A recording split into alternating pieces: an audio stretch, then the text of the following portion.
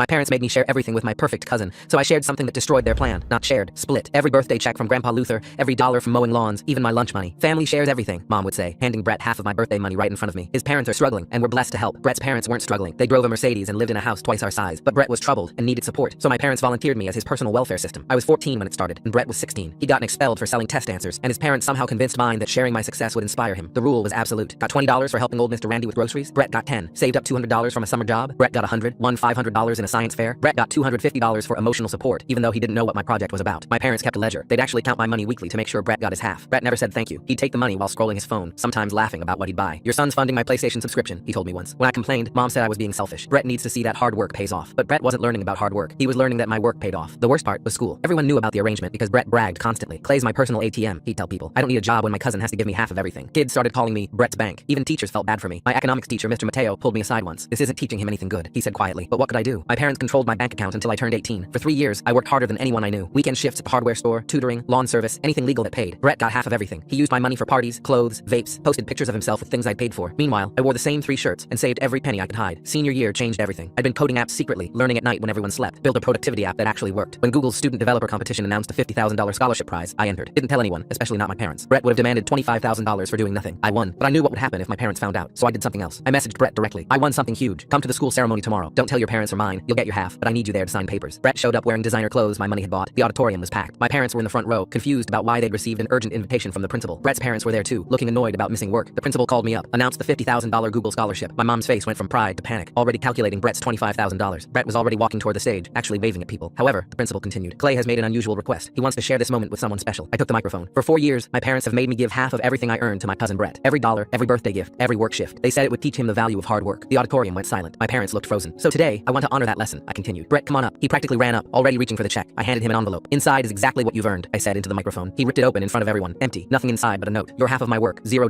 00. The $50,000 scholarship, the principal said, taking back the microphone, is non-transferable, non-divisible, and goes directly to university tuition. It cannot be shared, split, or given away. Clay made sure we were all here to witness that. Brett threw the envelope at me. You owe me $25,000. For what? I asked, loud enough for everyone to hear. What did you do to earn it? His parents stood up, furious. My dad actually tried to approach the stage. Clay, we had an agreement. You had an agreement, I said. I had extortion, and it ends today. Security stepped in as things got heated. Brett's mom screamed that I was stealing from her son. My mom was crying, saying I'd betrayed the family. But Mr. Mateo started clapping. Then another teacher, then students. Soon, half the auditorium was applauding while both families stormed out. I'm in college now, full ride, thanks to that scholarship. My parents haven't spoken to me in 8 months. They email occasionally, saying I owe Brett $25,000 when I graduate. Brett dropped out of community college and posts angry videos about fake family and thieves. But here's the thing. I kept every receipt, every forced transaction, every dollar they made me give him. $31,847 over 4 years. My lawyer says if they want to pursue Brett's $25,000, we can countersue for the $31,847 they forced me to give away as a minor. They stopped emailing after that.